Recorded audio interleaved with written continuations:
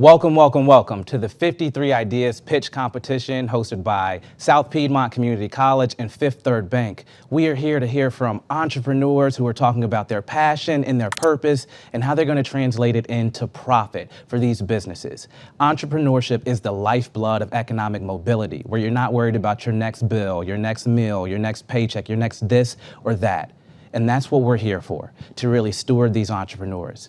My name is David Hunt, and I'm the founder of Framework, an automated consulting agency for small businesses and startups, where our mission is to help 1 million startups and small businesses see at least $1 million in net profit. But without further ado, let's dive into it. First up, we have to honor Renee Hodge and South Piedmont Community College for their sponsorship and stewardship of entrepreneurship.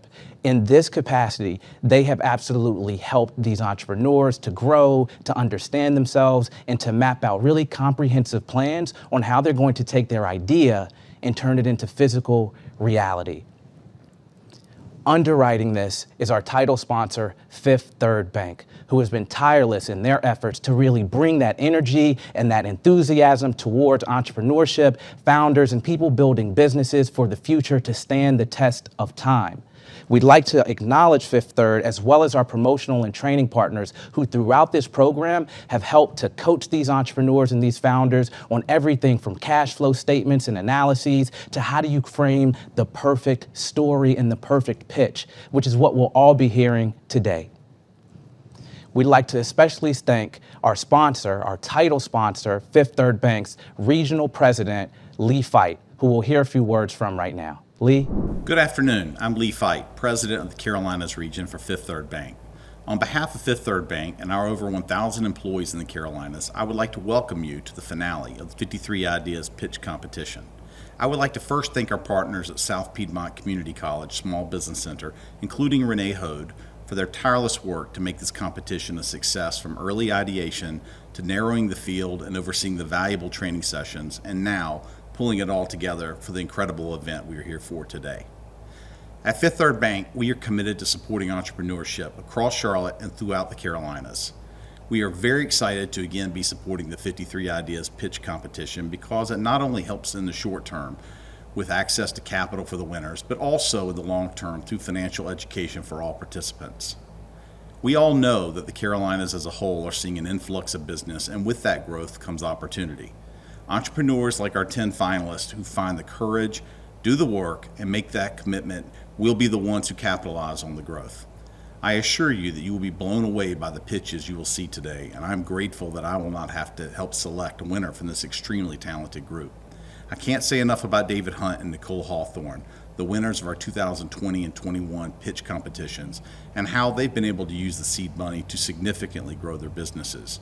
As our MC, I'm sure David will have some words of wisdom for the finalists today. Thank you for joining us for this exciting finale to the 53 Ideas Pitch Competition, and very best of luck to our 10 finalists. Thank you so much, Lee. And now I'd like to introduce the people with the toughest job in the room, our judges, who are going to listen to each of these pitches and eviscerate you. No, they're not going to do that. They're going to give constructive criticism and ask some really intentional questions to make sure that you are the right business to invest in. Hello, I'm Sharice Duncan, and I am owner of Efficio Inc. We are an education and consulting firm, and we help entrepreneurs get to the core of their business. We work with CEOs, owners, and founders, and we help them implement skill sets that allow them to function in their role correctly. We also help them implement profitable, sustainable, and cash-rich business operations. We pride ourselves on helping entrepreneurs get transmogrified. I am so excited to be here today, and I am ready to get this party started. My name is Matt Vilmer. I'm the owner of Vilmer Caudle Law Firm. We do business work, and we also do litigation work. We're based here in Charlotte. On the business side, we help founders and startups create the company of their dreams to make sure that it's structured properly. We also represent people in merger acquisitions, also in contract drafting, and trademarks and copyrights. On the litigation side, we handle lawsuits of all kinds. So for business owners and businesses, if you're being sued or you need to sue somebody, somebody, we handle that. Also, I'm personally involved in the Level Up program with South Piedmont Community College, where we help to instruct entrepreneurs and assist them in their entrepreneurial journey. For anyone that wants to schedule a consultation with any of our lawyers based here in Charlotte, you're more than welcome to go to our website, vilmercaudle.com, to schedule a consultation at a time that works for you for free. Thanks. Hi, I'm Linda Hughes. I'm the Technology Innovation Manager with the National Institute of Minority Economic Development. And our mission is to actually look at how we can strengthen the asset base of diverse population through policy, education, and economic opportunities. And we do this with our 4 lines of business, in which we have our policy arm, and then we have our technical assistant arms, which provide assistance to our clients. And then we have our financial arm that actually assists you with getting funding that you need. And then we have our last arm that actually helps you connect with that corporation or the public sector. And I am so excited to be here, and always love to continue to partner with South Piedmont Community Colleges on their different projects. And you can connect with the National Institute to see how we can help you grow your business at thenationalinstitute.org, or you can connect with us on Facebook, Instagram, or LinkedIn. And I'm excited to get this party started too. So let's go, David, come on. Let's go. We're about to get this party started. But before we do that, sorry, a little bit of housekeeping for you all to understand exactly how we're going to be judging these contestants. And it's based off 5 criteria. First is business model, the types of ways in which you're generating revenue, whether that is a subscription, licensing fees, or beyond. Your budget and break even. Did you just write your finances down on the back of a napkin, or did you actually take the time to be intentional about what your startup costs will be and what your predictive revenue might be? And customer validation. Are you actually engaging with potential customers or existing customers, or are you all in your head? One of the challenges of entrepreneurship is getting out of your head and into the streets and the minds and the hearts of your customers. And your unfair advantage. What really differentiates you from your competitors and makes you stand the test of time? And finally, your presentation. Are you sitting there? Are you being boring? Are you not engaging? Or are you speaking to the passion and the purpose that you have that is driving you and crafting a compelling narrative that's really here to showcase your business and the opportunity at hand? With that being said, we're looking at our top 10 finalists who have been whittled down from hundreds of applicants that are now here to present to you. First up, we're going to have Lewis Adams representing Blessings in a Box. Hello, judges. Thank you guys so much for this opportunity. My name is Lewis Adams. I'm a teacher, and my business idea is Blessings in a Box. So what is the issue today? Millions of students in America cannot afford the school supplies that they need to be successful. And unfortunately, our teachers are purchasing these supplies for them without reimbursement. So my solution is to open a 501c3 nonprofit business that enables anyone to sponsor a classroom by purchasing a classroom supply kit subscription box. From there, my business, Blessings in a Box, will send blessings in a box that consists of all the school supplies needed for each child in that classroom directly to the classroom that you choose to sponsor. So let's talk customer validation. Believe it or not, but 15 million American children today come from households that do not have the funds needed to purchase school supplies. And 3.5 million public school teachers purchase supplies for their classrooms for students in need without any reimbursement. My unfair advantage is that Blessings in a Box is a business that gives everyone the opportunity, that helps strengthen the future of our America, our children, and they can also do this by helping our teachers who are in need also for just $39 by purchasing school supplies. My business model is going to operate on a sponsorship platform. For $39, you can purchase what's called a one-time Blessings box. That'll be a one-time box my business will send to the classroom of your choice. And at that point, each child will be blessed with all the supplies they need to be successful. For $350, you can purchase a monthly subscription box. That'll be a box of blessings that keeps on giving throughout the school year, each month of the entire school year. So what would I do with the funds today if I'm fortunate enough and blessed enough to win this competition? 20% would go to hire 2 part-time employees, 25% would go towards an advertising expense to help people understand what Blessings in a Box is and how we're going to help people. 55% would go to purchase the school supplies and the boxes I'm going to place these blessings into for these children. My revenue projections are after 6 months, I'm looking at having 100 sponsors and $5,000 worth of revenue. After month 12, I'm looking to break even right there in year 1 with 200 sponsors and $10,000 worth of revenue. And after 18 months, I'm looking at having 300 sponsors and $15,000 worth of revenue. So why my business today? 15 million children in a school in America today go to school each day unprepared because they cannot afford school supplies. And on average in the United States, a public school teacher spends approximately $900 each year out of their own pocket for students in their classroom who cannot afford supplies. And unfortunately, they receive no reimbursement. And with your help today, I can help millions of teachers and students who are in desperate need with Blessings in a Box. Thank you so much for this opportunity today. Talking about blessings, you took us to church on a Thursday, so hallelujah. Thank you, Lewis. Now it's up to our judges so they can ask questions. Wonderful presentation, and this is definitely a blessing. This has been a challenge in several communities for a very long time. I would like to know, this business takes off. It is everything that you think it could be. Let's say you get the 15 million customers or 12 million customers. I'm sorry, I don't have the exact number, but let's say you get all of those customers, the influx, immediately.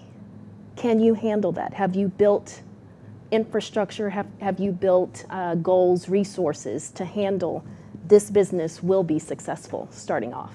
So great question. Part of the funds today would go towards hiring part-time staff to help me get started. And if I have 15 million children that I can help, that's a wonderful problem that I'm looking forward to have. And yes, I'm absolutely ready for the challenge. Great. Well, thanks for your time today. I guess my question is, it sounds like you wanted to start a 501c3. Is there some reason why you preferred a 501c3 as opposed to a for-profit company?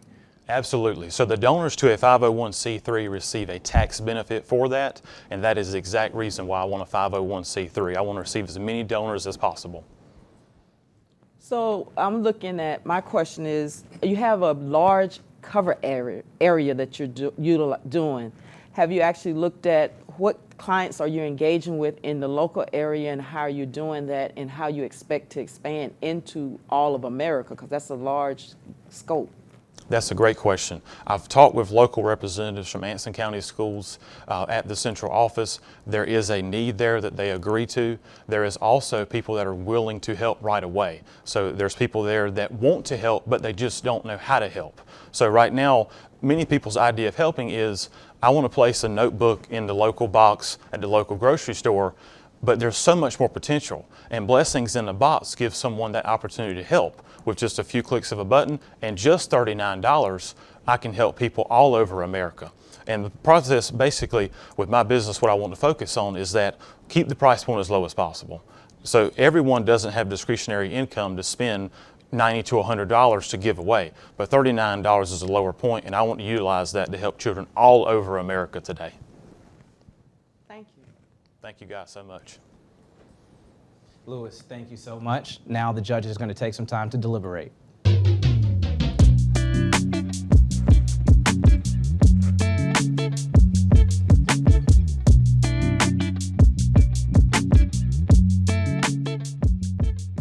My name is Lewis Adams, and my business is Blessings in a Box.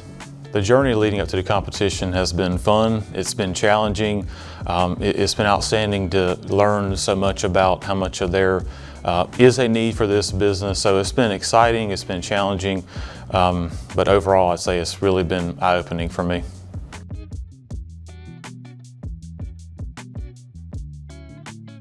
We received some excellent training throughout the course of the 53 Ideas Challenge, and just having someone that has so much experience, you know, whether it's starting a own business or understanding financials. When you're an entrepreneur, you know, you have to understand all of that. So it's important when someone that's done it before can come to you and say, you know, this is what you need to do and how you do it. And they were fortunate enough to do that for us free of charge. It's been really meaningful and impactful for me and Blessings in a Box.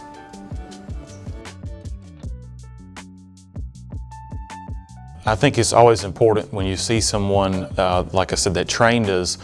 Several of them gave them examples of kind of what they did and how they got there. And you know, when you're an entrepreneur, you're looking, you see, you think, wow, this is really difficult.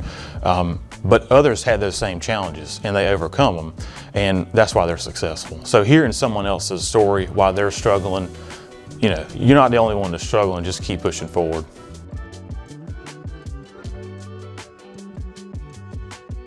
my long-term vision for Blessings in a Box is that there's millions of students in America right now that can't afford their school supplies. So the sky's the limit. I mean, there's millions of students that can't afford it. There's going to be millions more coming, unfortunately, that probably can't afford it. So the need and the demand is unfortunately not going to dissipate anytime soon, I don't think, until this business gets established, and then we can make an impact and we can make a footprint all over the United States. Sure, I'd like to add a lot. First off, thanks so much to South Piedmont Community College. Renee Hote has been outstanding. I've asked her 150 questions and she's done outstanding. Fifth Third Bank, the sponsor, of course, is wouldn't be possible without them. I can't say thank you to them enough because it's tough starting off a business, right? And it's really tough if you don't have funding. And something like this is going to impact lives, whether it's me or someone else. You know, they're going to make an impact, and that's you got to applaud them for that. Learning the piano is one of the best things you can do for your brain and your cognitive development. And up next, we have Chris Singleton talking about the keys to piano. Good morning. My name is Christopher E. Singleton Sr., and I'm the founder of the Keys to Piano.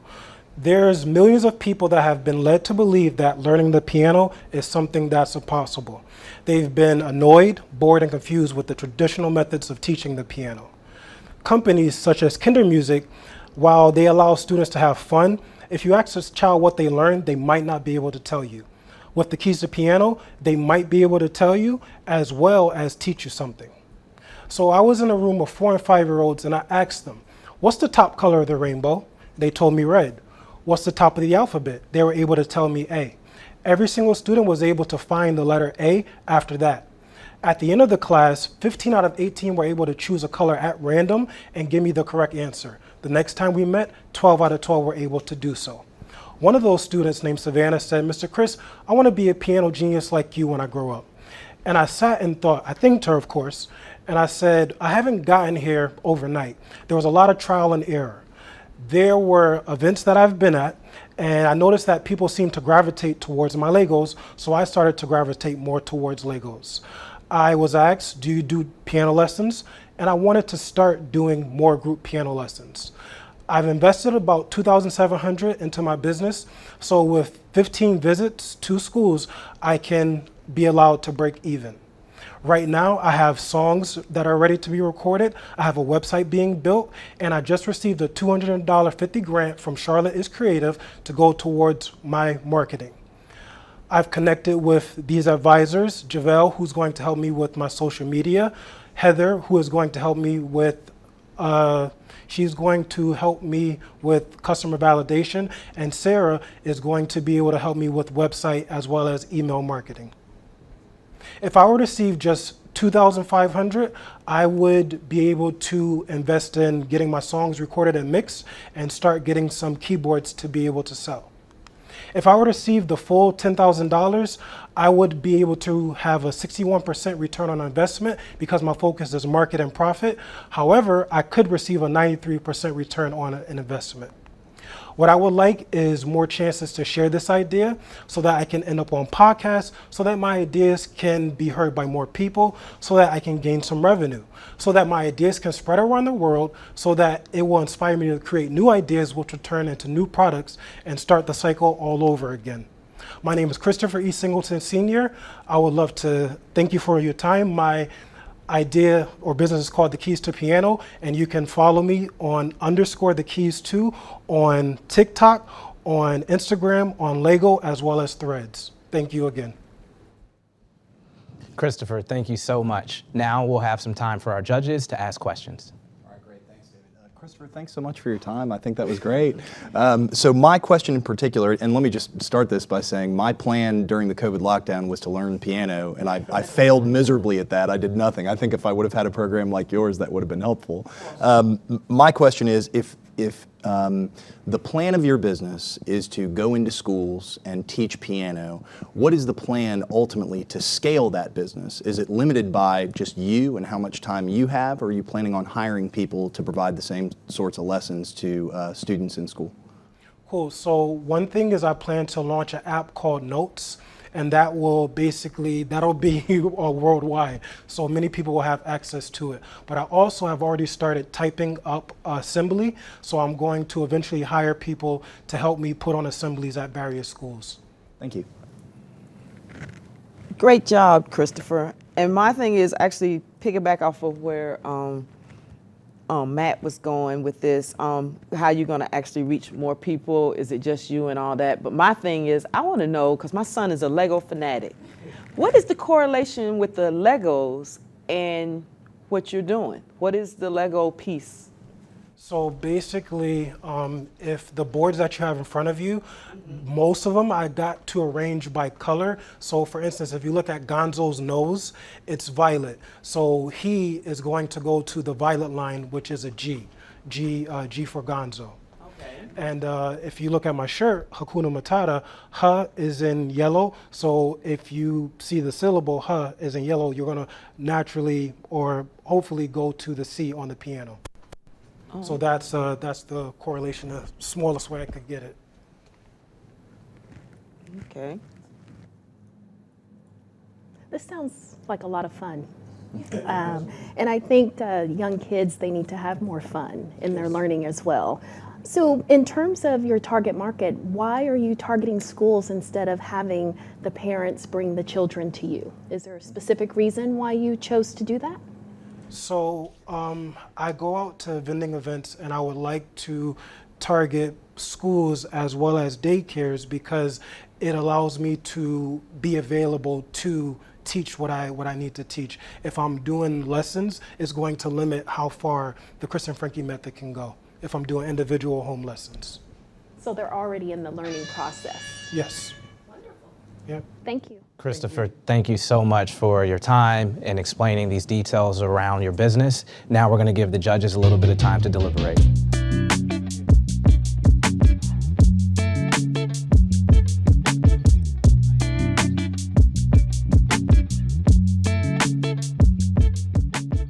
So my name is Christopher E. Singleton Sr., and I'm the founder of the Keys to Piano. The journey to this opportunity has been amazing. There's a lot of things that I actually had to stop doing just to make sure that I was prepared for this as I could be.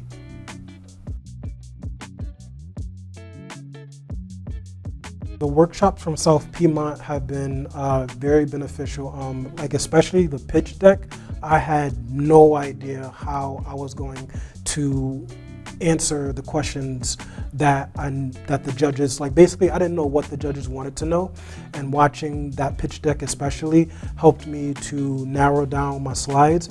I want to say I probably had like maybe 30 slides, then it got narrowed down to like 16, and now it's down to 13. So, and just how to present your business, like all those classes was really beneficial to me being able to put everything into a box.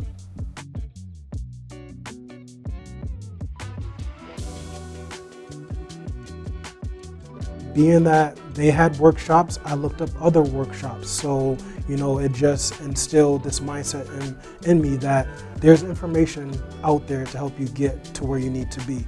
So you just have to watch what is available and inquire with other people with what they know about.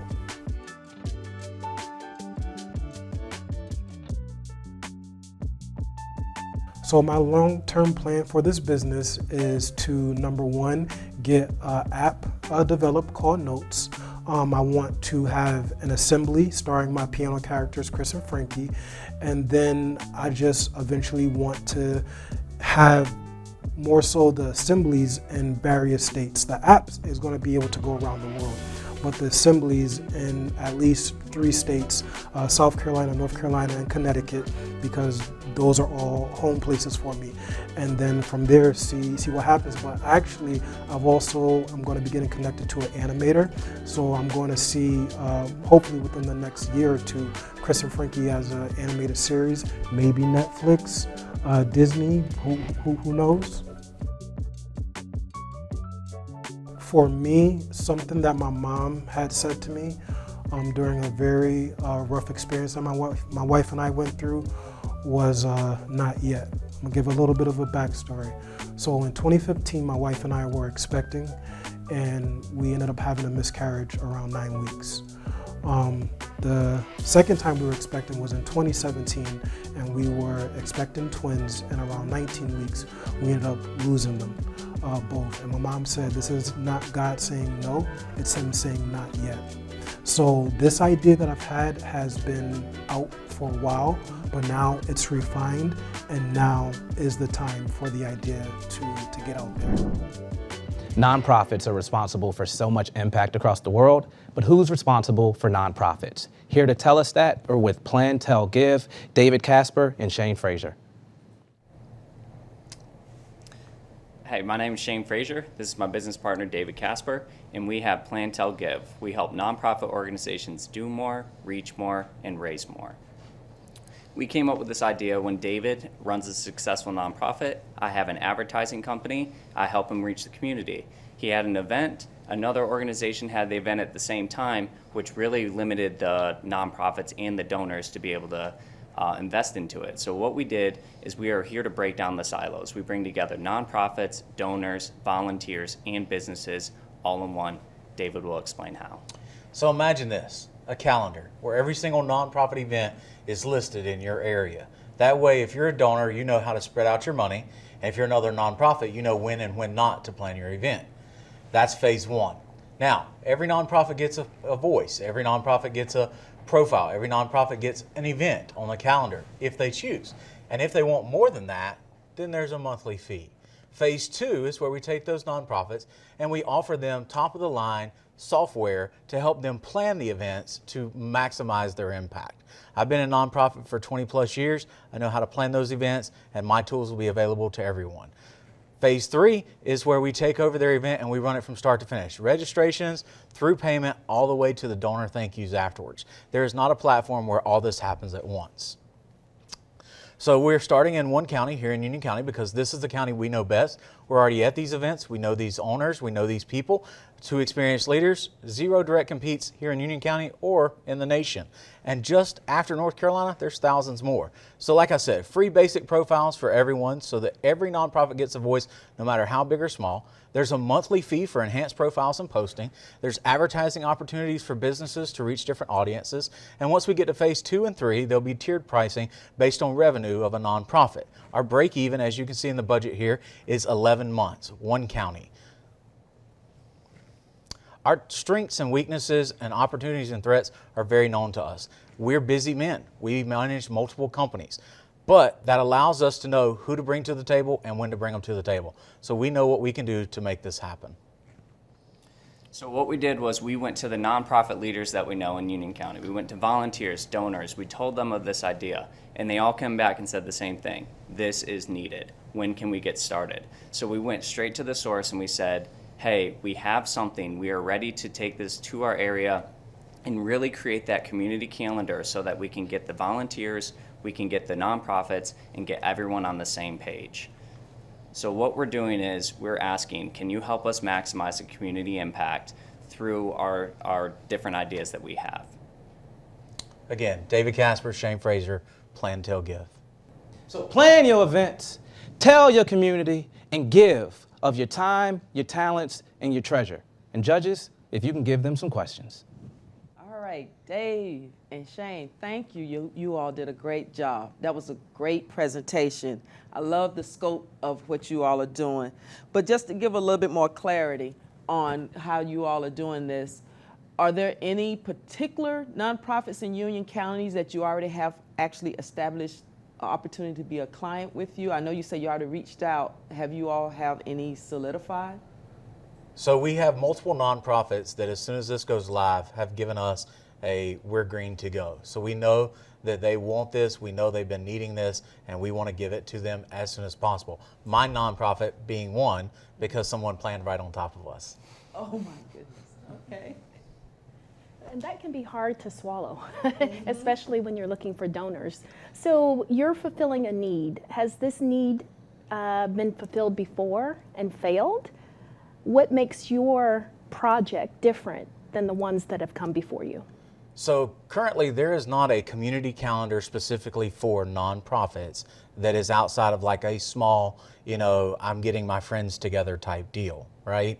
So we want to make this for every nonprofit because everyone's mission is valuable and deserves a seat at the table. So we want to take this and blow this out for everyone to have opportunity to meet more donors, get more volunteers. So they have been, to my knowledge, people that have done that. And so we have a really good concept and we have people that are already bought in. Thank you. Thanks, guys. My question is, what is the subscription cost for an enhanced profile on your website? And then how many of those subscriptions do you need to sell to break even? So we have a subscription cost of $10 monthly, or you can go ahead and pay the upfront cost for the year. We need to sell about 100 of those to break even. And there's other opportunities that we have that we mentioned before with sponsorship. So our real market is not the nonprofits from the profitability standpoint. It's more of the sponsors and other businesses that want to reach the nonprofits as well. So that was one of the things that we decided. And subscriptions are a runway to the tools, which is where they'll spend the money. Yep. And you brought up a good point about the tools that you're all utilizing. What type of tools are y'all using? Are they user-friendly, or how are they going to be for the nonprofit? Because nonprofits, the learning curve got to be short. Sure. So most nonprofits use spreadsheets to plan their events. This is an intuitive tool that walks you through A all the way to Z and gives you a vendor list to help. Thank you both so much. We're going to give the judges a little bit of time to deliberate.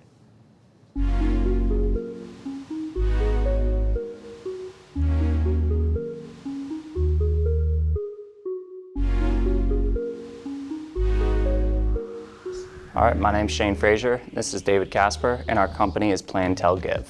So the journey leading to today kind of started when Shane and I were on the cover of Business North Carolina together. And then we formed a really good friendship, and then we worked together through a nonprofit, volunteering in the community, ultimately culminating in this idea today.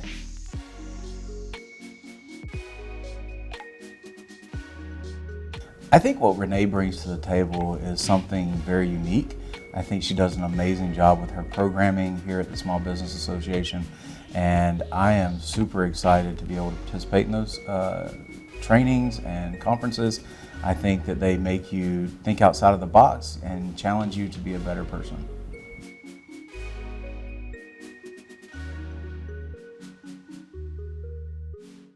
I think coming up with the actual plan has been our main one, like sitting down, not just going through a scorecard, but actually thinking through all of the different facets when it comes to the business to make sure that we have thought through every aspect as we went through and created the business plan for Plan, Tell, Give.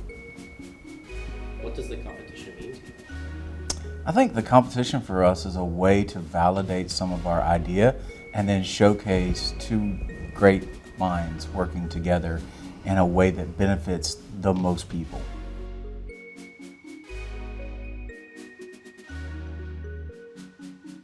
I think our long-term vision is simply maximize impact.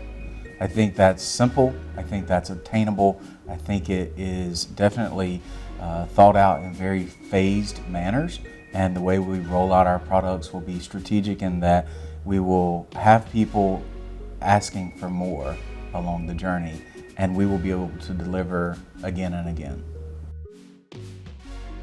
This competition, I feel, has been an awesome thing for entrepreneurs, for individuals, or anyone that's really thinking about getting started with a business. It really makes you focus on building out that plan to know exactly what you want to do. So for us, it has been a great experience through Renee and the Small Business Center. I think this opportunity is a runway for folks.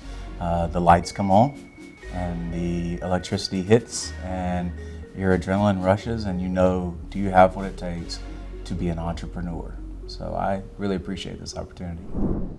I think we all know that pictures tell 1,000 words. So here to talk about that is Sapana with DiagnoSketch.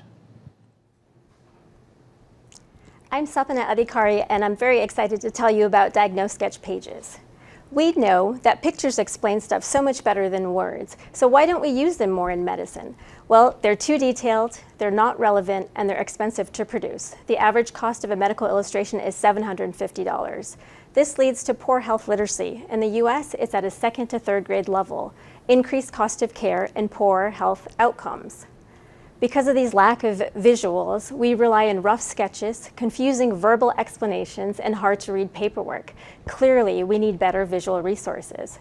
My solution is Diagnose Sketch Pages. It's a medical illustration service that creates pictures for bedside patient education. My pictures are simple, relevant, and easy to understand at the bedside in just a few minutes. So how does it work? A doctor or nurse tells me what picture they need, and I create it. Step number 2, the picture is then used for bedside patient education. Step 3, the picture is then sold on a website. A customer could buy certain pages and create their own custom bundle. Who is our customer? It's anyone who takes care of patients. So that's the doctor, the nurse, the hospital, or the clinic. I surveyed over 65 clinicians and I spoke to 6 different clinics. They all like how this is customizable. It answers the questions that the patients actually ask. It's a low-tech solution at a good price point. My survey indicated that the average purchase would be 3.2 pages, and one clinic actually ordered 100 pages after testing out my initial prototype. I get my customers through personal connections. That's at conferences and workshops that I already attend. I'm already in this space, and also through targeted social media. Who's on my team? Well, it's me. I'm an ER doctor. I have 20 years of clinical experience. I'm also a medical illustrator. My first book of 100 simplified pictures of ER diagnosis has been out for just a couple months, and we have greater than 700 in sales. I also work with an intellectual property lawyer and a health literacy expert, also a financial expert. So the budget and break even. It costs $3.70 to make one page. That's color printing, lamination, and shipping and handling. We sell one for $15. That's a 65% profit margin. Year 1 sales we predict to be $500. Year 2 sales to be $1,000. After startup costs, we need to sell about $1,100 to break even, and that happens at year 1.5. So where are we now? Well, we've established the authority. Currently, I'm prototyping. I have developed over 60 images, and they're currently being tested across the United States. At this point, I'm ready to launch. I know the medicine, I know the art. I just need help on the business and marketing side of things. If I were to win the $10,000, I would use that for website development, developing an e-commerce platform, and targeting marketing on social media. I hope with your support to turn these scribbles into easy-to-understand images for better patient care. Thank you so much for your time. Sapana, thank you so much. And to all my past relationships out there who have ever broken my heart, I'm going to use Diagnose Sketch to show you exactly where that pain has translated and why it's been so challenging for me. But in the meantime, our judge is going to ask a few questions. Sapana, very wonderful presentation. This is so needed. And the panel and I, we were talking about our parents and how, you know, we need to be more cognizant of the needs in terms of a visual representation. So great presentation. So I always cringe a little bit when people say anyone as far as their target market. So I really want to understand, are you targeting private offices, private doctors' offices, medical facilities, large hospitals, or individuals that are going to sell within the organization? Okay. So far, I have had very limited marketing, and people have reached out to me, and it's been a variety of people who've reached out to me. So it's doctors and nurses who've reached out to me, but also clinics. And so the reason why I'm saying everyone is everybody needs this resource, and I think that this could be bought by an individual person, or it could be bought by a whole clinic, and that's what my testing has actually shown me. My question, and fantastic presentation, by the way. My question is, it sounded like you personally are creating the medical illustrations. Is your thought process long-term that you will continue personally performing these services? And if so, how do you think you're going to be able to scale your business if you're doing the volume of medical illustrations that are ordered? Okay, great question. Yes, I'm the one who's producing all the illustrations. It takes me about maybe a week to create one illustration from start to finish. If it's something that I'm not super familiar with, it can take up to 4 weeks. So the average illustration takes about 2 weeks to present. To create. Initially, I like to be heavily involved because I'm the one who knows patients. I know what questions that they're asking. But eventually, as we scale up, I think some of the finishing, some of the, the final touches can be outsourced. And so I'm thinking about that as the future direction. Thanks. Thank you. I'm enjoying this presentation because it's Thank great you. information. But going off of what was asked here, just to get a little bit further, because you create these illustrations yourself. Yes. Have you looked at intellectual property or trademark with what you're doing, and Yes. how are you focusing on Yes. that? So one of the people on my team is actually an intellectual property lawyer. Every image is copyrighted. We know that there is a lot of copyright infringement going on. Initially, we're planning on just doing print, and so that is harder to copy. When you do try to copy it in a copy machine, the lamination actually makes the pictures dull, and so it's actually, thank you. Thank you so much. We're going to give the judges a little bit of time to deliberate, and I'm going to take some time to mend my heart since I've been reflecting on that.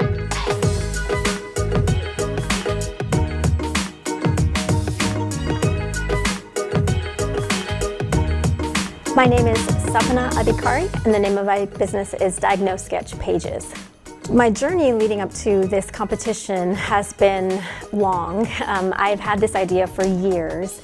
I don't really have any business background, so I was just kind of reading books and watching videos and teaching myself. I knew I had an idea, but I didn't really know how to implement it.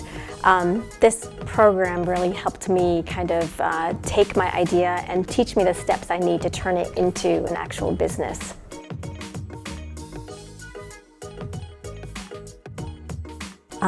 The program has been very eye-opening. There are so many resources that are here locally, and I never knew that these existed. I never knew you had to think about these things when you're starting a business, and so the structure of the program, the classes you have to go through, you know, marketing and customer validation and you know, the break-even, all of that you need to think about before you start a business, and I thought that was key to any entrepreneur.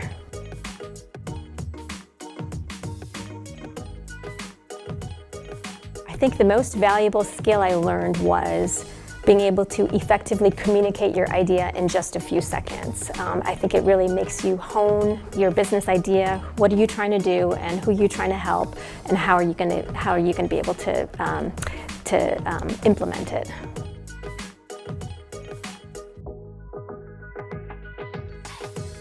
So I hope to continue growing. I really do feel like there is a need for what I'm doing. I hope to kind of explore more resources that are available here in Charlotte, and I hope to reach out to some of the teachers that I met along the way and some of the fellow entrepreneurs I've met through this process. I think I'm just at the beginning, and I'm excited to explore further.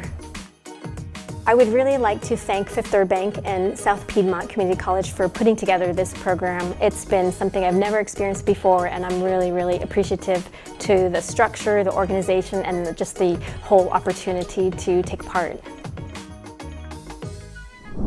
Wellness is so important. You only have one body. Like, my body all over your body, it's your body. But seriously, and what we're about to learn is how to take care of your body. From Q Nicole Vanderhorst with WH Farms. My name is Q Nicole Vanderhorst, CEO and founder of WH Farms Co. In 2015, I found myself struggling with anxiety due to the death of my father. My doctor prescribed a prescription option, but I was really more interested in a plant-based solution, so I chose CBD because I was in a medicinally legal market and I was very intrigued by the therapeutic benefits. And boy, was I shocked. Not only did my body positively respond, but it improved my cognitive function and overall lifted my mood. As a result, I even was more intrigued, and I traveled to a legal cannabis country to really understand the social and economic benefits, so I traveled to the Netherlands. In 2020, I launched WH Farms Co., a vertically integrated botanical manufacturing company specializing in premium CBD and helping others find quality CBD products that they can both trust and trace. We cultivate our industrial hemp and non-psychoactive hemp, I might add, on industrial legacy farmland in eastern North Carolina. We actually are USDA licensed, and we help to empower disenfranchised farmers. There are hundreds of thousands and millions of Americans that are suffering from chronic wellness issues throughout this country, such as insomnia, diabetes, hypertension, as well as pain relief. And our hemp-derived CBD products help to overcome a variety of those challenges. Currently, there are also thousands of brands that are seeking to serve this customer audience who's interested in a more plant-based wellness lifestyle solutions. And our goal is to help those brands launch or expand their CBD product line through our white labeling services, while also destigmatizing and educating on the benefits of medicinal cannabis and hemp through our online education platform. Our business model takes our customers through a two-pronged journey where through our empowerment events, also educational opportunities, digital marketing expos, and trade shows, we introduce our customers to the medical and the economic benefits of CBD through our subscription-based online educational platform, or customers can go to our website and book a white label call to learn more about our white label services as well as our products. In the first 30 months, we were able to sell over 80,000 units. We were able to help over 120 white label customers, and we acquired intellectual property assets to both protect our brand and our formulations. Our current competitors do create therapeutic wellness products, but they don't cultivate, extract, formulate, and manufacture ahead of market the way that we do, which is our competitive advantage. We also, because we cultivate, can extend to the textile industry, offering more manufacturing jobs and also textiles that have therapeutic benefits.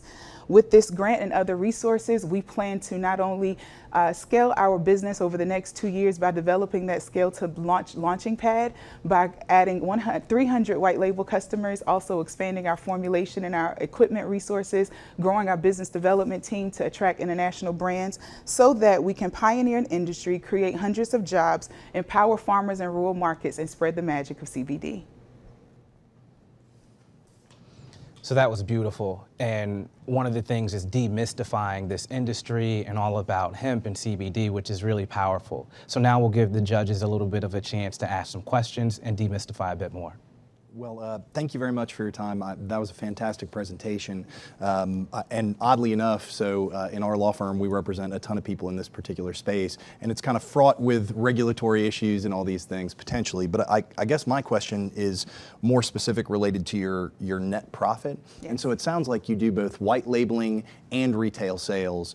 What portion of your net profit is generated by white labeling versus retail sales, and why have you chosen to do both as opposed to just narrowing it down to either retail sales or white labeling? So your question about, or your comment regarding the regulatory challenges really do pose a number of expenses for our small startup. And so as a result, we make retail options available on our site, mainly for our white label leads that are interested in sampling our products. We are not a retail-based company, we are a B2B company. And so the white label products that are on the site for sale help us to automate that sales process to really nurture our customer so that they can sample the quality of our products and our formulations and manufacturing and then decide to become white label customers. In terms of the percentage, 80% of our business is white label customers. Thank you. You're welcome. Great job, great job. I love this presentation. On the education piece, I love that you're educating. Are you doing just online, or have you expanded to like local or in events type concept? So we actually have an online subscription-based education model that focuses on the economic and medical benefits of legal cannabis. And again, we focus on hemp, non-psychoactive industrial hemp. And we also host conferences in person and online, as well as workshops and webinars. And we partner with other industry experts to also offer education as well.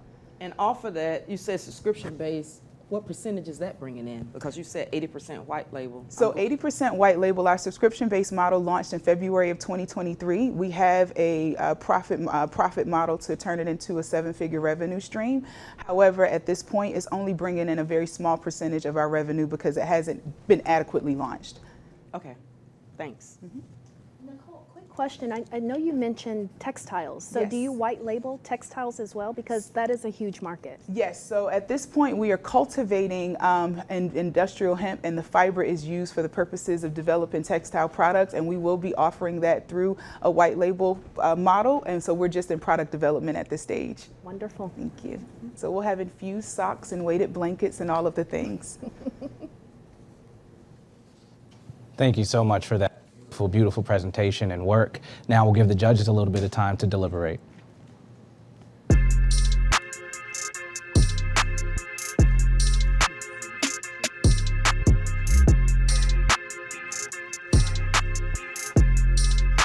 My name is Nicole Vanderhorst, and my company's name is WH Farms Co.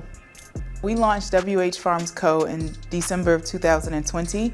and we were seeking opportunities to help disadvantaged farmers as well as businesses that were suffering during the pandemic increase their profitability through our premium CBD that we cultivated on our farm.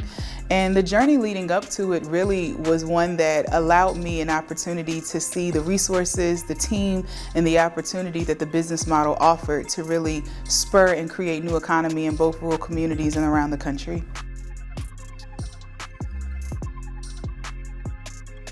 First of all, the business idea has been refined by the training, so much so that I asked Renee for the other 6 that I didn't attend so that I can attend all 12 trainings virtually, because it was the robustness of the information and the quality of the educators. They did a phenomenal job providing relevant real-life business experience to really bring some of these lofty economic and business concepts down to, the entrepreneurs, so that they're able to really understand how their business fits in the type of information. So it was great both professionally and personally. I think that I was able to grow. I really enjoyed, and I have enjoyed, meeting others throughout this competition, developing those relationships, using LinkedIn to keep those relationships going, and just recognizing how I can also be a positive contributor to the ecosystem in North Carolina amongst the business owners.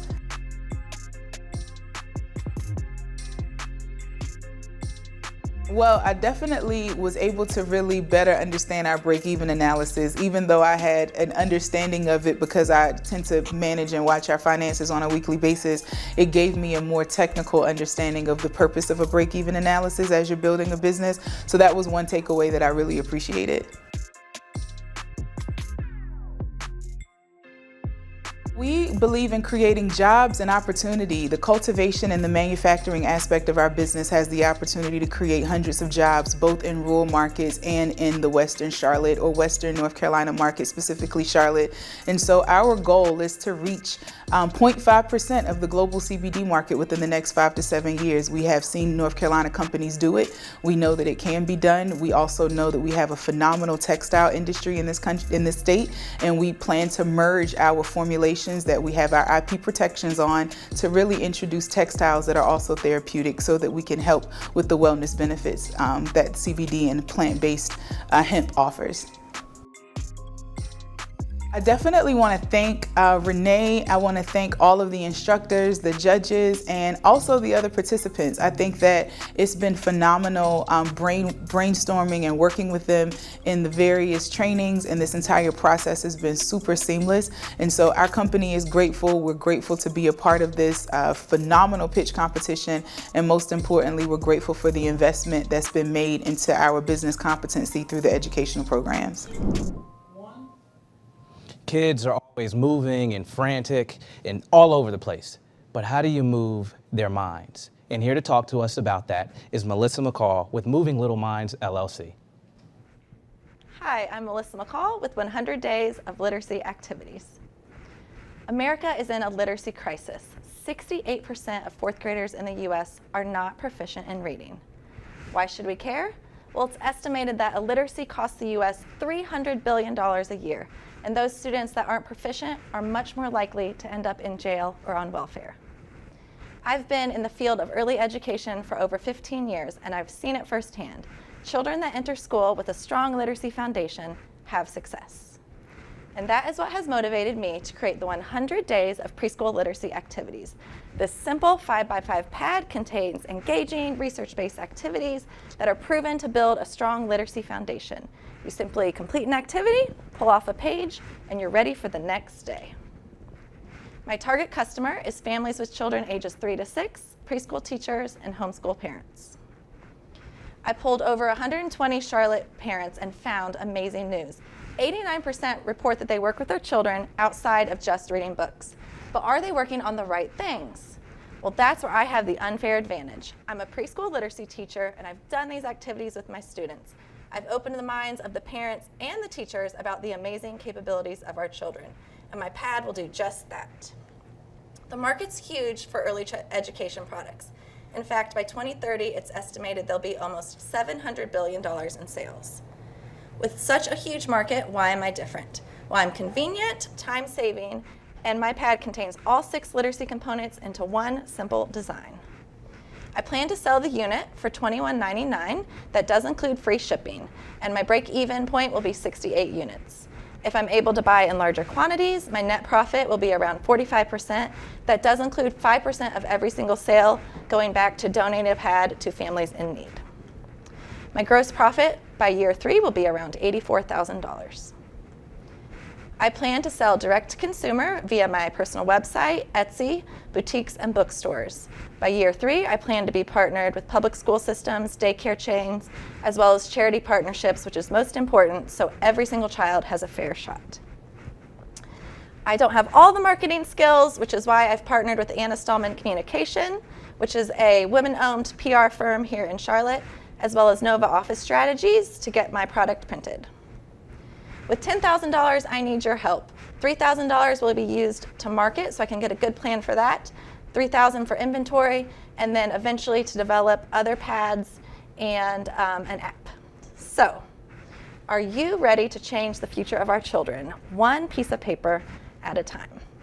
Thank you so much, and I'm happy to take questions. Melissa, thanks so much for that. Kind of makes me want to go back to the days where I used to watch the Rugrats on Nickelodeon and be a kid so I can engage with this. But for now, we'll have the judges ask you a few questions.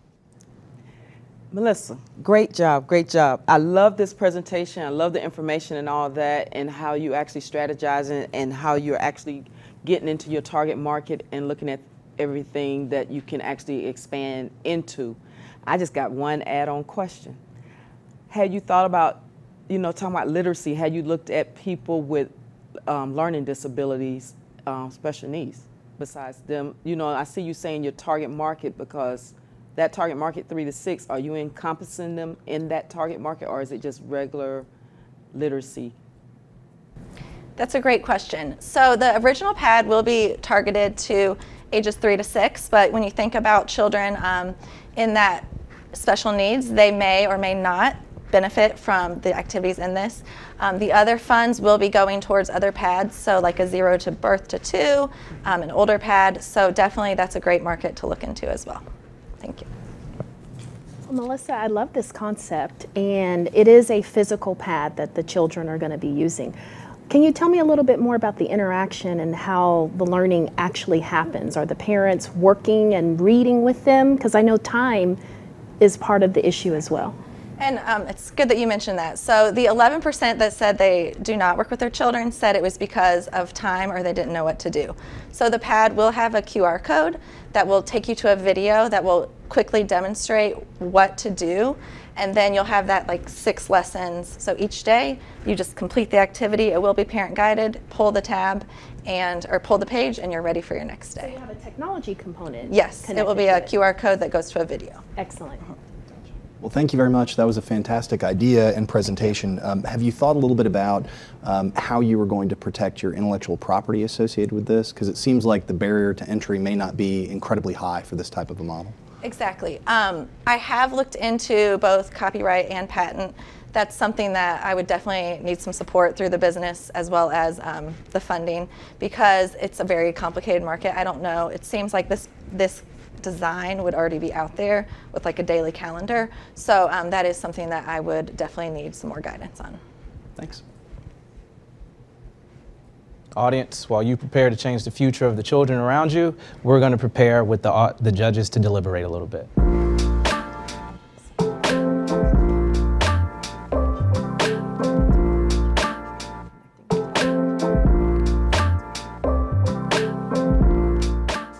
My name is Melissa McCall with Moving Little Minds. So I'm a preschool literacy teacher, and I've done professional development for preschool. I've been working with SCORE Small Business, and 53 Ideas showed up. I had the idea in my mind, but this really pushed me to put my product out there.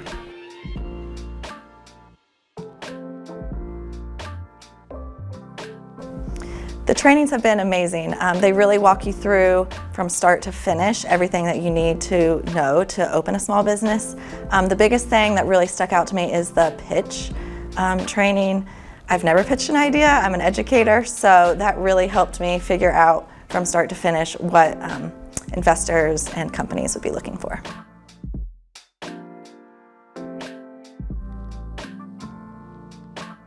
One of the skills that I found most valuable was learning about the financial side of opening a business, learning from start to finish how to lay it all out, where to get your funding, and how to move forward.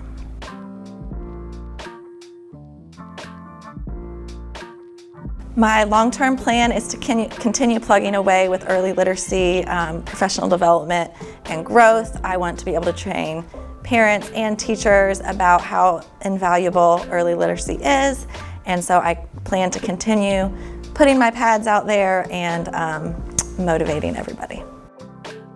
I just want to say thank you so much to South Piedmont Community College and Fifth Third Bank. This has been such an amazing experience, and I'm so honored to be able to be a part of it.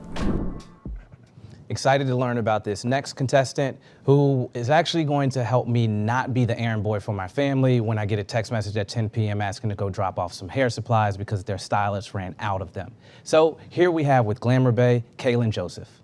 Good afternoon. My name is Kaylan Joseph, and I am the founder of Glamour Bay. Glamour Bay is essentially DoorDash, but for hair and beauty products delivered to your house within 2 hours. A little bit about me: I am a singer. I just opened up for Mary J. Blige last year, and because of that, I change my hair a lot. And sometimes I don't have time to stop at 2 or 3 different stores or haggle with the hairstylist about a wig. So the problem that I'm trying to solve is price, delivery, and time. Price, because I don't think hair should be upwards to $1,000. Delivery, because there's no service for hair products and also bundles. And time. If you order hair online, it takes almost about a week for it to get in. So my solution is the Glamour Bay app. Quick on-demand delivery, convenience for the everyday consumer, and affordability.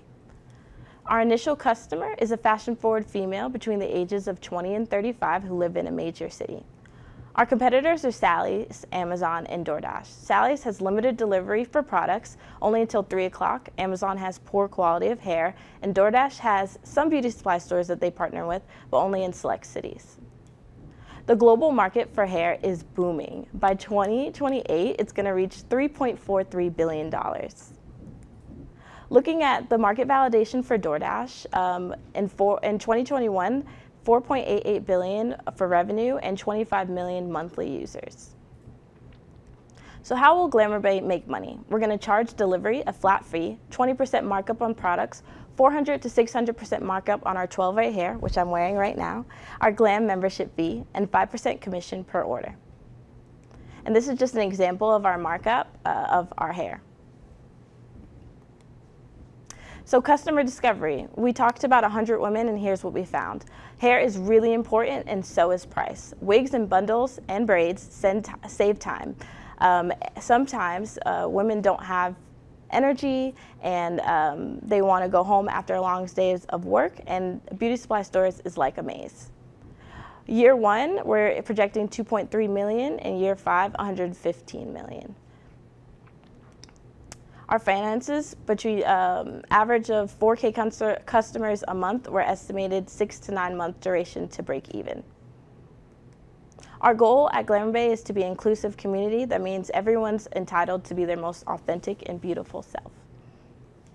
Our advantage, our app development has over 15 years experience. We have celebrity hairstylists, we have celebrity influencers, and also on the app we're having a feature where you try on the hair and book a stylist. By 2026, we want to be across all 50 states and looking to go overseas. And right now we have beauty supply stores signed on. Here's a look at our app, and I thank you so much. Feel a bit offended because you all are only talking about women when men need their updos too. But in the meantime, we're going to allow the judges to ask you a couple questions. Kaylan, beautiful presentation, and love the hair. Thank you. And you're right, this market is booming, and especially for women who want to look nice even in the hot months and even in the cool months. So my first question is the distribution model of the beauty supply stores that you have targeted. Did you look at their model to make sure they're able to fulfill the orders if you're looking to compare your process with DoorDash? Yes, so we looked at their inventory, and also we partnered so far with 6 beauty supply stores, and each in our initial target market, they're 6 minutes apart from each other. So if one store doesn't have it, we jump on to the next one. Wonderful.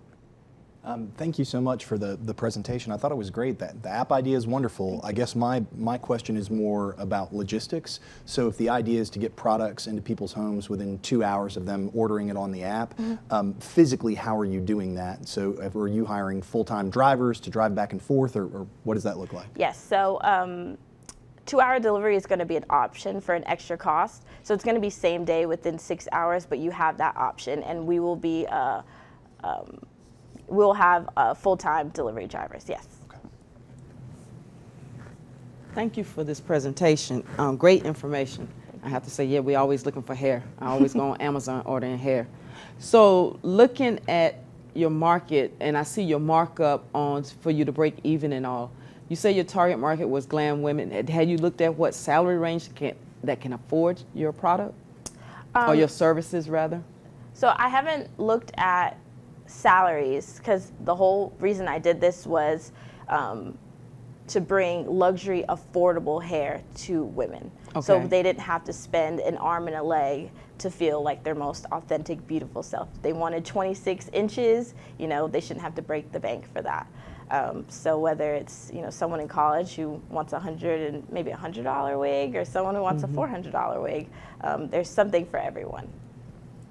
Thank you for that. And now we'll give the judges a little bit of time to deliberate.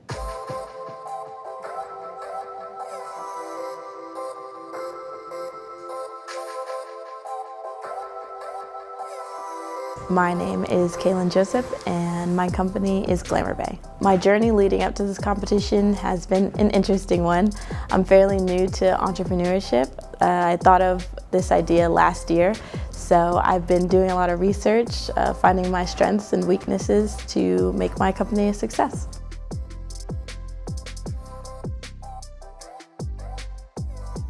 The training has helped me tremendously. It helped me it helped me take a step back from my business and look at all aspects and see where I was doing very well and where I might need just a little bit more help.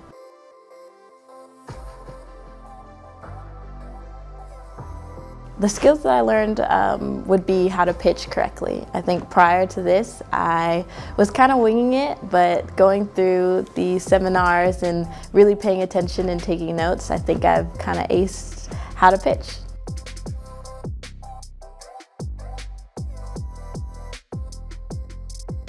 My long-term goal for my business is to be nationwide in the next 5 years. I know it's going to take a lot of work, but I think I'm up for the challenge, and yeah.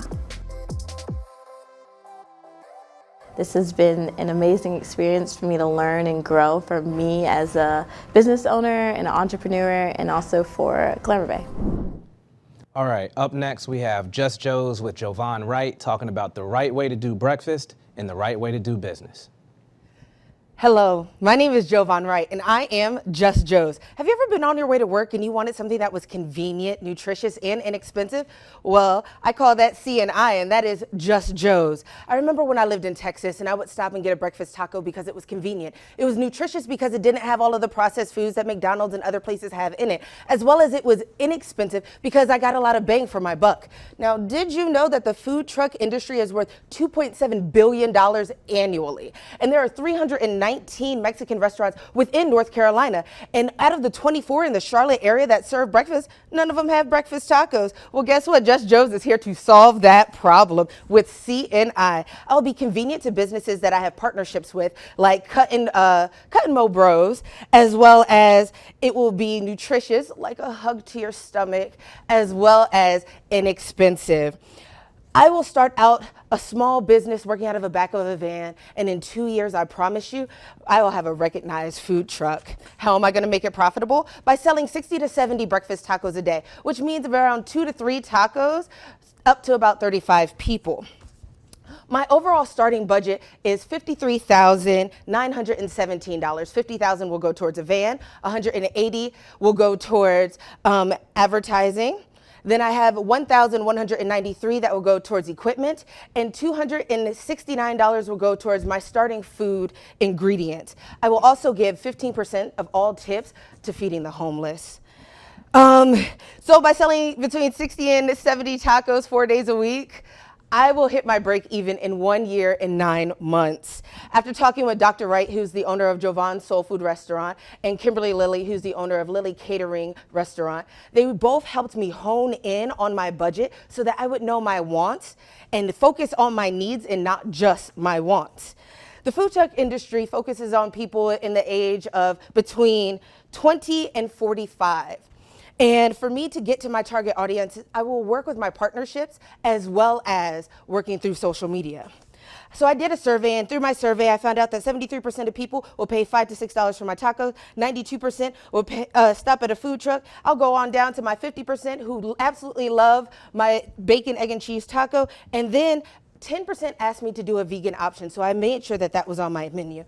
One of my advantages is that if there's ever another issue like COVID, trust me, I will safely make the food and then bring it door to door, cutting out the middleman like DoorDash. And one of my disadvantages is that I'm dyslexic and I have dyscalculia. And so even though I may flip my letters and my numbers, I will be using Toast so that my customers can order online and pay online so there would be less mistakes. Thank you so very much. I am Just Joe's.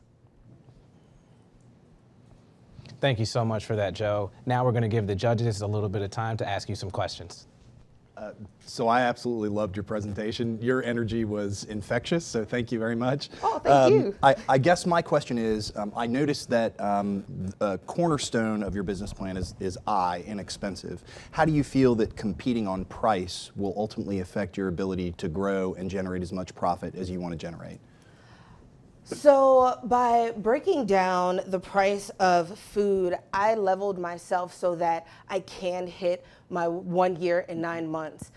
If I do have to lower my prices because of the economy, I'm able to do that and still make a profit. Okay.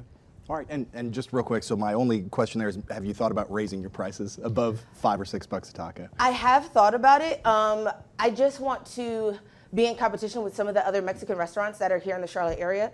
And so after looking at them and going to places and figuring out that they put a little bit into $5 and I could put a lot of it into $5, then I know that I can pull a customer faster than probably they could. I love this. Oh my goodness. Great energy. I love your energy. That's all I wrote down. Your energy is great. But on that, we're looking at the market and all. I love your research that you did on your market, from the food trucks here in the area to the people and all that. So had you looked at any opportunities at like doing marketing towards corporation to bring in products to like their morning meetings on Mondays? Well, that's why I have some of my partnerships with, I have a hairdressing salon, I have a contractor, I have a dentist office that wants me to come in at least once a week and bring in some of my breakfast tacos. So bigger corporations, tell them to come call Just Joe's. I could definitely bring some tacos for you. I see that you mentioned your disadvantage. Is Yes. there a reason why you mentioned that in your presentation? The reason why I mentioned my disadvantage is because when I was in the 6th grade, my teacher told me I would never go to college. And from that, it was the fire within me. And I graduated with 3 college degrees. I graduated high school National Honor Society. So even though it is my disadvantage, I know how to work through it. And this competition has helped me work through and know that I am able to do it. Wonderful. Thank you.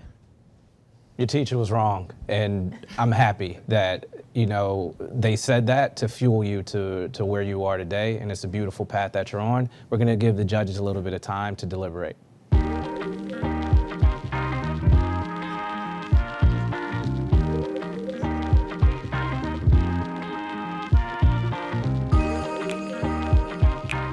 My name is Jovan Wright, and my business is Just Joe's.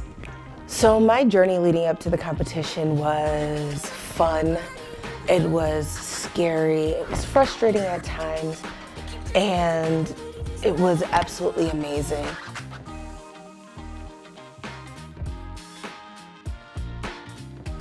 So being a part of this has impacted me very much, especially in our classes. The class about budgeting and learning about banking and loaning and things like that was definitely eye-opening to me.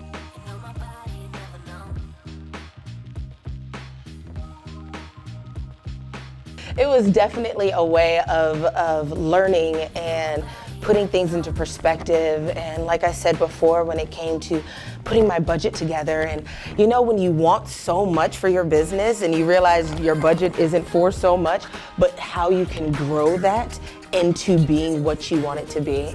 That's definitely something that I took away from my classes, and I'm very thankful for that.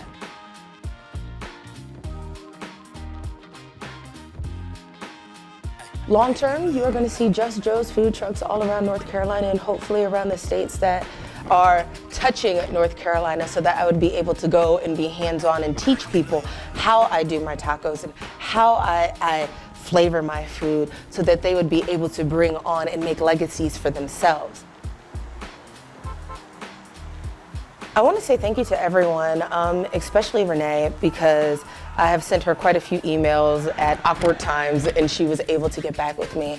I also want to thank, and I know it's not a part of this, but I want to thank my wife and my parents, because if it wasn't for them and for their encouragement, I wouldn't be here. And the other person I would like to thank is the man upstairs, because without God, I can do nothing. Grateful to present Tequia Williams with Jexy. This is a testament to resilience of an entrepreneur who has gotten this far in the 53 Ideas competition before and is back at it again, stronger than ever. One of the biggest challenges that I have, as well as Black cosmetologists, is finding hair tools that cater to the specific needs of tight curls. I've spoken with over 40 Black cosmetologists here in Charlotte and Chicago, and they're all saying the same thing. Right now, they're using these tools. Now, the Felicia Leatherwood Detangler is the #1 detangling tool in this space, but the Felicia Leatherwood Detangler lacks characteristics specific to the needs of tight curls. On top of this, it has short and hard teeth, which increases the risk of hair damage, increases detangling time, and there's no options for consumer customization. Black hairstylists need hair tools with built-in options to enable them to customize detangling in accordance with the specific curl type that they're handling at that moment in time, which is why I invented Jagged by Jexy. Jagged is an innovative multifunctional hair tool with widely spaced and flexible comb teeth that saves you time on detangling without hair damage or pain. Jagged has interchangeable teeth heads for customization and multi-use handling, enabling stylists to customize it to their clients' hair grooming needs. The market size of Black cosmetologists in Charlotte is 2,100. I will tap into 10% market share. The way I will do this is through a direct-to-consumer model. We'll sell Jagged for $49.99. We'll drive traffic to our website using social media content and targeted ads. And we'll also tap into partnerships with hairstylists here in Charlotte for referral play and access into their network by offering them small volume discount pricing. We currently have 10 hairstylists in Charlotte that are interested in Jagged. We've modified Jagged's design over 20 times over the past 9 years. We currently have a high-quality prototype that's in production. Once we receive it, we'll begin testing it with our test group. We'll begin sourcing suppliers with our supply chain management team for a November 2023 launch into the marketplace. As a registered nurse of 14 years, I didn't have a business background, so I tapped into small business centers in North Carolina in order to learn how to build a business. I've acquired over $17,000 in grants this year, and I have my own target demographic Facebook community for R&D of target demographic. Moving forward, I will be acquiring an industry-specific business mentor to balance out my disadvantages. Latika Mercer, she's a professional hairstylist and salon owner here in Charlotte. She tested Jagged for us, and she told us that the shield-like shape was uncomfortable in her hand, so we modified it to be shaped more like a computer mouse to be more comfortable for stylists. We will break even in 24 months with 100 Jagged sold per month, with the opportunity to capture larger share within this 36,000 U.S. Black cosmetology market through our partnerships here in Charlotte and Chicago. In order to do this, we need production modes, we need inventory, and we need money. So we're asking for $10,000 for the 53 Ideas pitch competition. And this is my team. I am supported by 3D Extremes for product development and the Profit Nerd for supply chain management. Textured hair consumers are looking for personalized products, better experiences, and authentic brands that they can see themselves within. We are that brand, and we intend to be the gold standard that caters to the needs of the tight curl community for decades to come. Thank you. Tequia, thank you so much. It really takes a lot to build physical products, let alone a business. So congratulations on that. We'll give the judges a little bit of time to ask you a few questions. Tequia, great job. I see your journey has been long, and actually you accomplishing it now. This is great. It's great seeing that you're actually on this journey and getting there. And I see you have your products. So looking at all your products and everything that you have going on, I loved your presentation. And the only thing I have to ask, I know you done went through all these innovation, different changes. Have you gotten to your patent? Are you still in the process with the final patent? Yes, Linda, great question. So we will be getting to the patent within the next month. Right now, we're iterating our design with our product development team, and we also have our supply chain management team sourcing vendors. So we wanted to get the design down and solid before we go ahead and pursue a patent. Okay. So once we get that down within the next month, we'll be pursuing the patent, yes.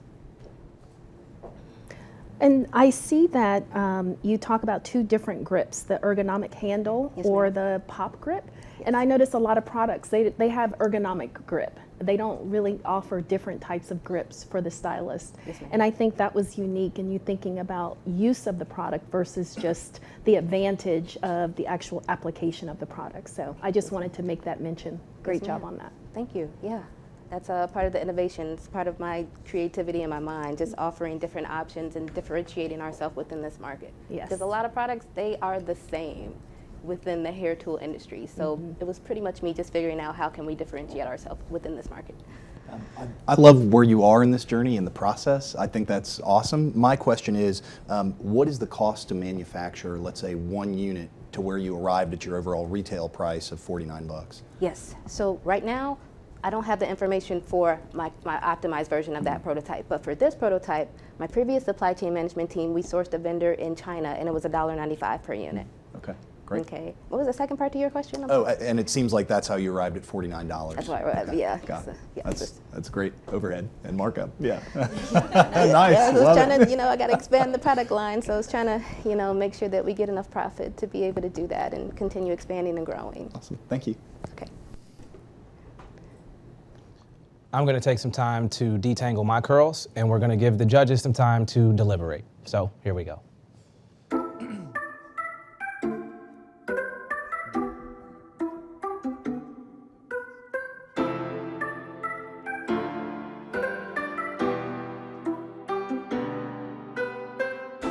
My name is Tequia Williams, and my company's name is Jexy. My journey leading up to this competition has been a roller coaster ride, completely.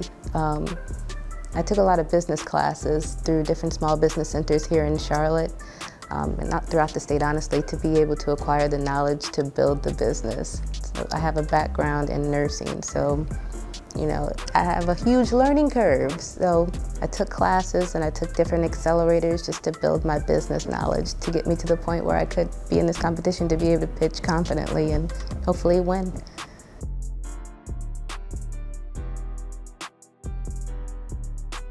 The trainings have impacted my business idea, again, with the pitch, just being able to develop that more and present it more with clarity to my target consumer group. Me personally, speaking has always been an insecurity of mine, so being able to participate in this and just work on being able to pitch to people has boosted my confidence greatly and my ability to be able to do it.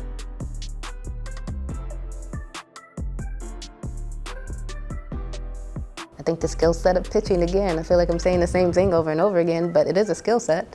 You have to develop it, and you have to participate in programs like this to be able to do it. So that has been valuable to me.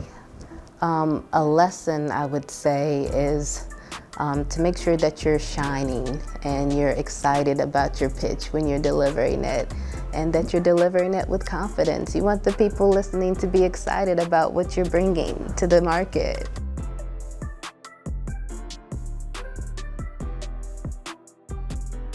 My long-term vision is to continue to participate in different accelerators, particularly beauty accelerators, just so I can get that industry knowledge from industry mentors.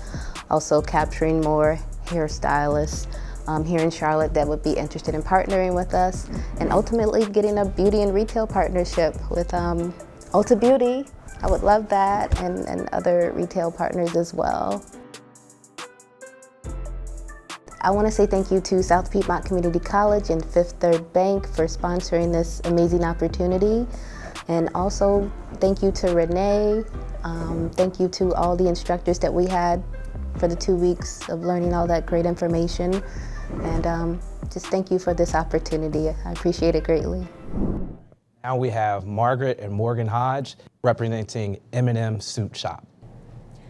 I'm Morgan. And I'm Margaret. And we own M&M Suit Shop. When we got married in 2022, I wanted to wear a white women's wedding suit. However, nothing was available local or within a reasonable budget, so I had to get a men's suit tailored to me. It didn't fit the way I wanted or instill the confidence I was hoping for my big day. This is a problem for all women in the Charlotte area, whose current options are to risk buying online, going out of state, or getting a men's suit tailored to them. They also have extremely limited fabric options, especially if they want a white wedding suit, and they don't get a personalized experience and are treated like just another customer. The wedding industry is projected to be a $16 billion business by 2028 worldwide, with $3 billion attributed to the United States. Our strongest competitor, the Suit Shop, increased their revenue $17 million over 2 years when they began to offer women's wedding suits. Our solution was to launch M&M Suit Shop, a custom women's suit shop located in the Charlotte area. We use women's patterns, offer a wide variety of fabrics, including an exclusive wedding line, and we offer a personalized two-on-one experience so that our clients never feel like just another customer. We are the right team for the job, as we were the first custom suit shop focusing solely on women to market in Charlotte. As a wife and wife team, we're a member of the LGBTQ+ community, the majority of our target market. We are empathetic to the struggles of finding and purchasing a women's wedding suit, and we work with a female manufacturer who specializes in women's clothing, so from start to finish, we are for women, by women. Focusing on capturing 50% of unmarried LGBTQ women and 1% of unmarried straight women in the Charlotte area, purchasing our standard wedding suit, we have the potential to reach gross sales of $225,000 a year in the Charlotte area. We then want to expand to North Carolina and the United States, where potential gross sales can reach $900,000 and $100 million a year, respectively. Our standard wedding suit nets us $900 per transaction, leading to a net potential income of $151,000 a year in wedding suit sales in the Charlotte area alone. In order to reach our target market, we have a threefold approach. The first is to attend industry events, the second is to form strategic business partnerships, and the third is to collaborate with our marketing team, as we do not have a marketing background, and this is our biggest disadvantage. Our clients have left us glowing reviews, and we've adjusted our process based on their feedback to give them the best experience possible. Due to our marketing team's efforts, we've had multiple media appearances and podcast interviews. Due to our marketing budget so far, we have seen an increase in sales of 40% with a projected sales of $20,000 by the end of the year. This is possible because our break-even point is 3 wedding suits per month. With the $10,000, we'd like to increase our marketing budget to $7,000 to ride that increase in sales. We want to attend events as a vendor to get our brand awareness out into the community and to purchase wedding suit inventory so that clients can see examples of our products. Thank you. Thank you. In life, it's important to be seen, truly seen, not just looked at. So thank you both for actually seeing people and seeing the women who are going to be wearing these suits. So everybody head down over to Nottingham Drive while we get questions from the judges. Great idea. I love this concept. Are you guys wearing suits that you have? They look great. They look wonderful. Are you planning on only doing the wedding suit, or what about the wedding guests or the wedding party? Or just anyone, because I would love to come to your shop and get a suit. Great question. So the wedding suits are one line of our business. So we actually offer professional women's wear as well. And we do wedding parties, mother of the bride, all of that in addition to the brides themselves. Good. This is such a great idea. My question is, in particular, are there any other custom women's suiting shops that are maybe in New York or in Atlanta or something like that that you've studied? And if so, what have you kind of learned from their business model and how they work? Sure. So there are other women's suit shops in New York and California, Florida, Louisiana, and all of them have a slightly different approach in what they do. Most have a limited number of customizations, and a lot of them do remote fittings. So one of the things that really is key to our business is forming the relationship with customers. So we really want that personalized approach. So that is what we're trying to offer that's different. All right, thanks. Thank you, ladies. This is great. I need suits because I'm very broad-shouldered. and it's hard to find them. Understand. So I need to come there I'm not looking for Bright, I need them from work. So I need to, that's why I was like, Cherise, I need to know if y'all do others. But looking at y'all pricing, you said it costs like $900 for the bridal suit, correct? How did y'all come about that pricing? Is it actually where you at to make a profit? How did you come about that pricing? Yeah, so we actually have done some market research, and in terms of so those shops that offer online, they definitely do offer some. Their price point is a little bit lower than ours. We find that we tend to run fairly in the middle. But yes, those online retailers that don't have as many customizations, that don't have as much fabric options, they are a little bit lower end. There are some in person, that brick and mortar stores that are $2,000, $3,000, $5,000. So we tend to find that ours are pretty in the middle, and considering what we are offering, very affordable, high end. Yeah. Okay. Thank you both so much. We're going to give the judges a little bit of time to discuss, and we'll sync back up with you soon. My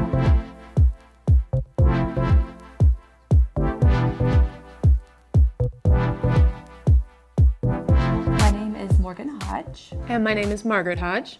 And we own M&M Suit Shop.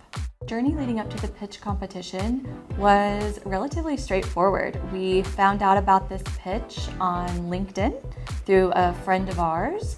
And then we've been able to do the classes and do our practice pitches, and now here we are.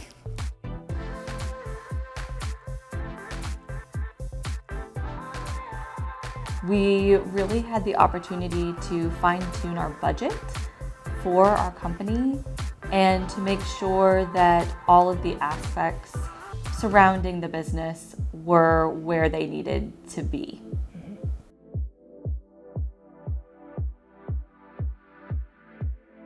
I think from my standpoint, specific skills that I'm taking away from it is definitely from the budget standpoint and the financials, to really kind of fully understand what it takes to get a small business off the ground from start to finish, really.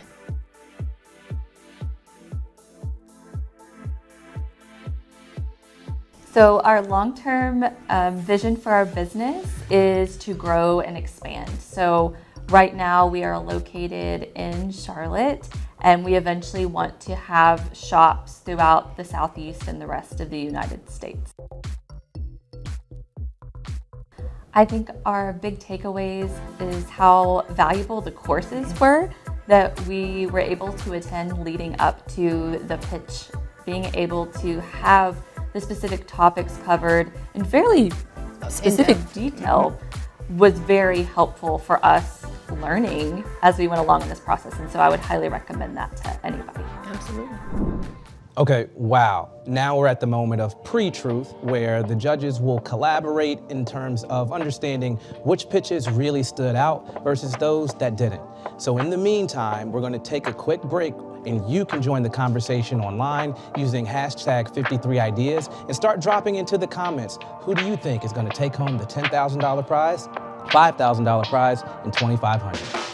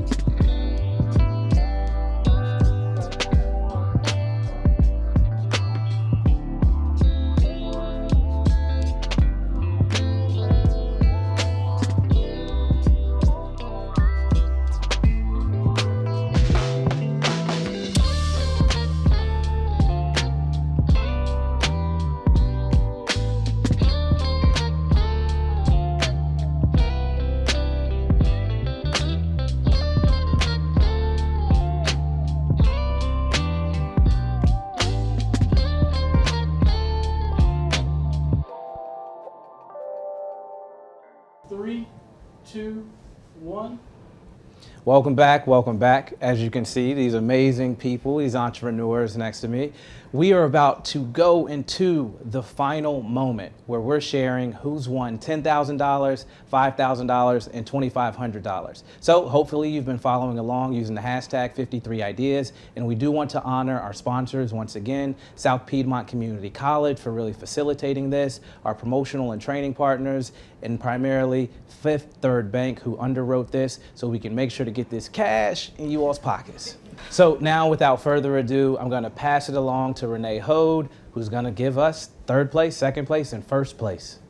Thank you, David. I am so excited to be here. I can't tell you how much of a privilege it has been to host this competition for the 4th year and have Fifth Third support us. We had an amazing group of 10 entrepreneurs that pitched just before you, and now we're at that moment you've all been waiting for. Who's it gonna be? Who is taking home third place? Third place is going to Plan, Tell, Give, Shane Fraser and David Casper. Wow.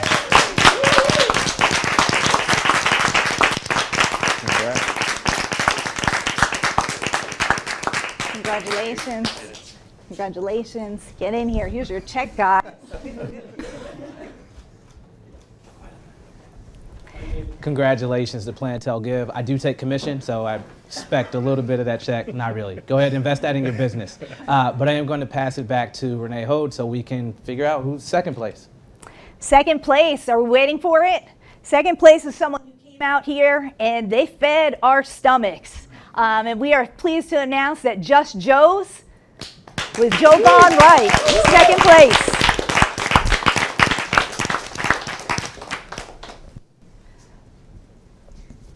Congratulations. Thank you so very much. You did an amazing job.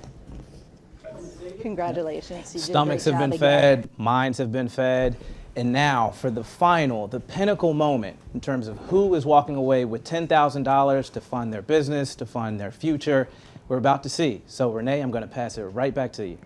This one is amazing. They did a phenomenal job. And this is someone who came back from last year, persevered, and they're taking home the big winning check this time. $10,000 is going to Jexie Tequia Williams.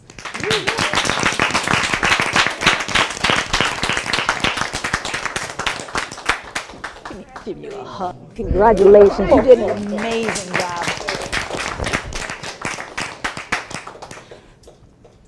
So thank you all, thank everyone. I've seen fake tears before, but those are tears of resilience. And one of the things I just want to leave you all with is building a business is no small feat. It's not something that's easy or easily done, but continue to push and pursue.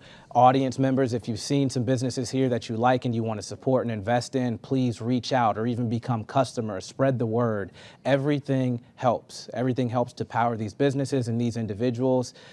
And congratulations, not only to the winners of the Capitol here, but also to everyone for putting your best foot forward and just bringing your entire selves to this. Congratulations.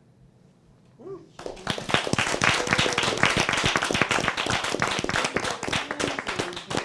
just milling around, credits are rolling. You guys talk amongst yourselves. Y'all good? Y'all feeling? You cool? Yeah. These tend to be